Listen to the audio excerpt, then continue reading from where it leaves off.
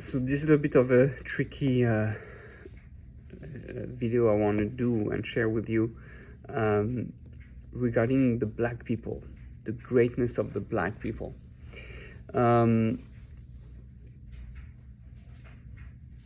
someone who looks at history and try to really see how things are, he will see very clearly that there's a very, very strong connection between the blacks and the Jews. And it goes on many levels.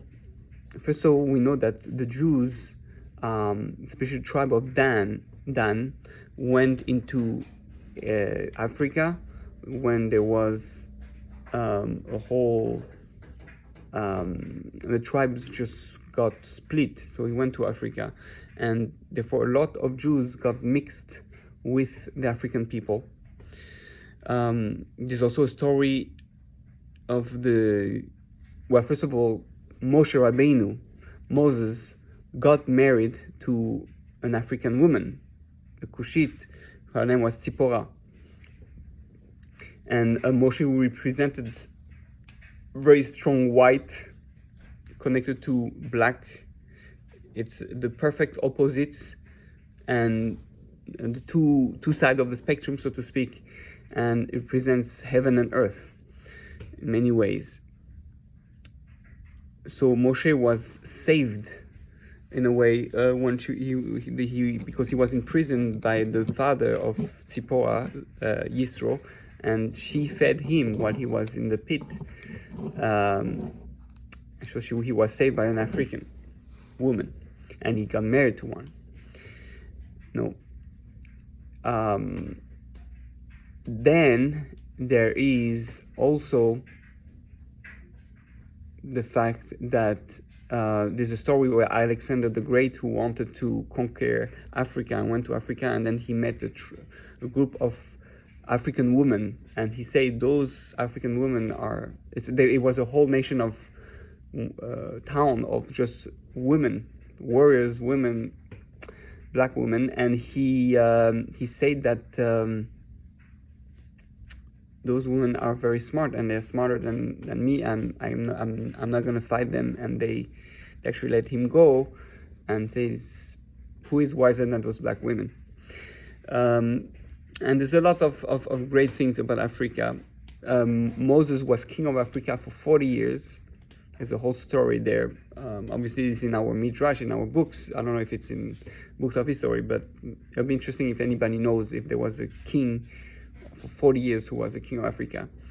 We have to understand what's happening now over the world. There are thousands and thousands and thousands of people coming back to the roots of the teachings, whether it's from Islam, from Christianity, or just in general, what are we here for?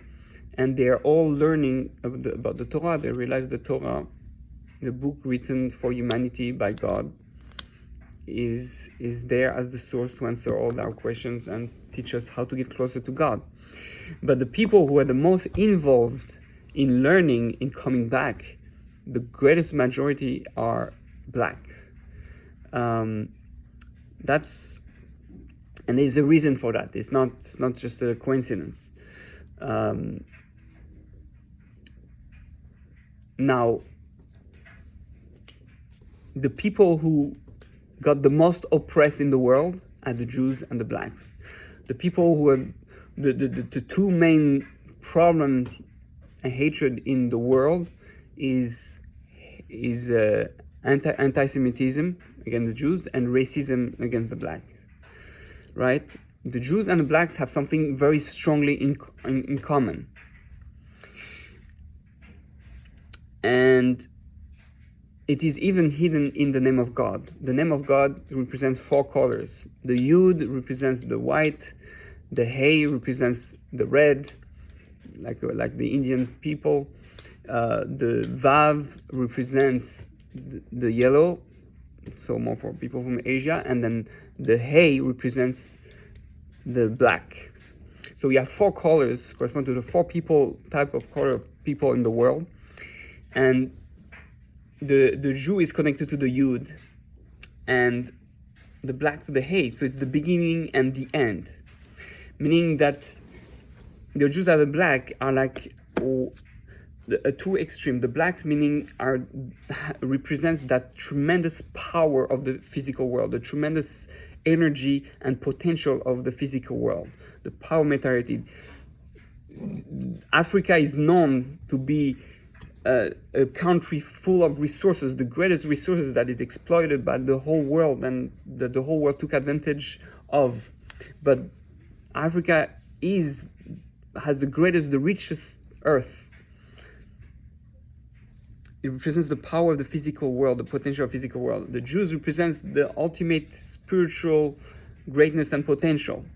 The goal is that marriage. That's to represent Moses getting married with Zipporah.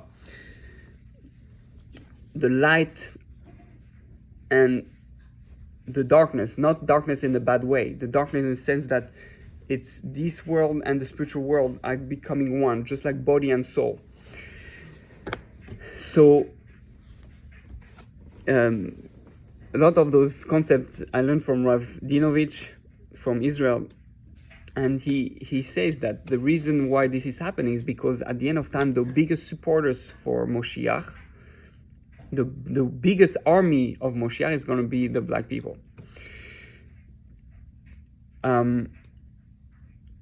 If you see even the black people in their body, they are very powerful body. They're the greatest at, in most cases, in sport and into physical thing. They're very strong, very fit.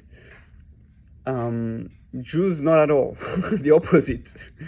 Their body is very, very rarely strong. It's more, they're strong in the mind. So strong in the mind, strong in the body, perfect match. Two sides of the same coin. And therefore, there's an awakening. There's awakening. Also, black represents malchut. The color black represents royalty.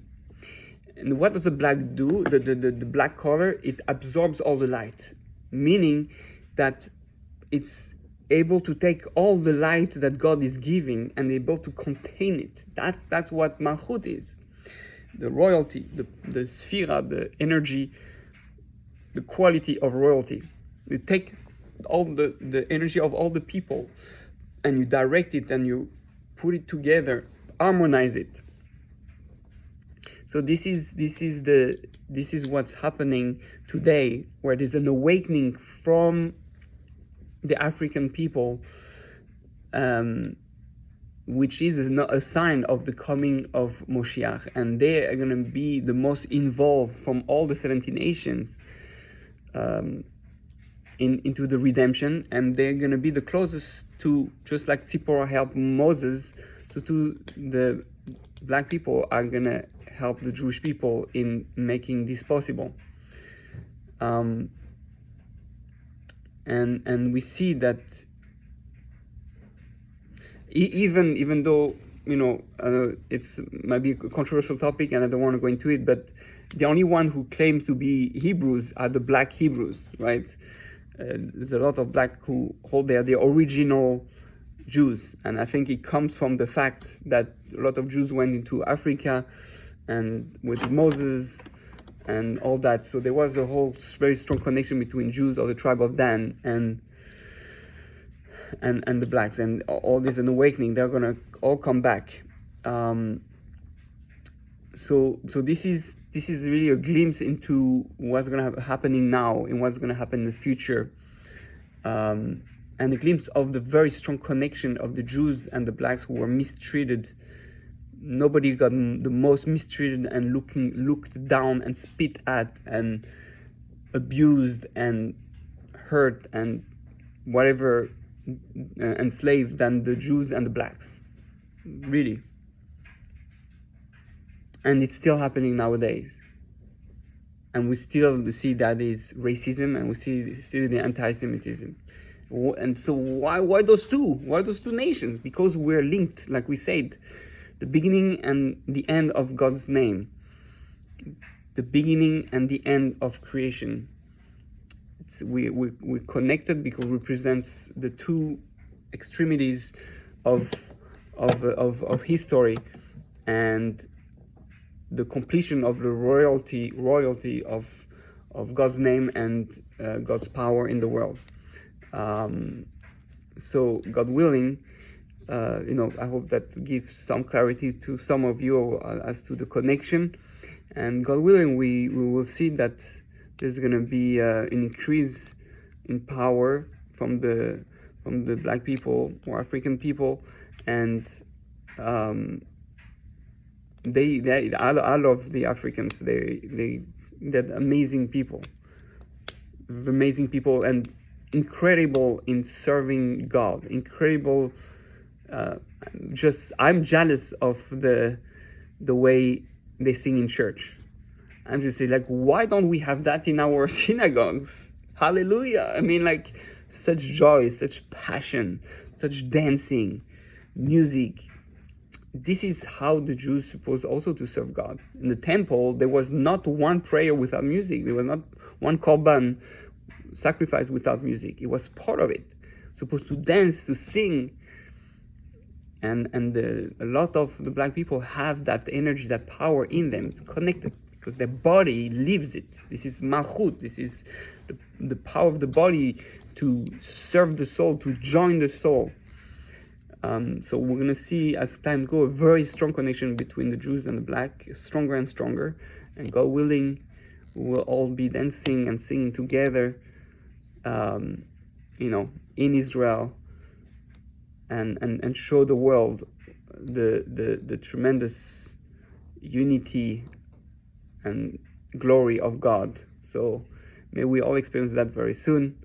And in the meantime, let's reinforce our connections between Jews and the holy black people. Baruch Adonai L'olam. Amen v'amen.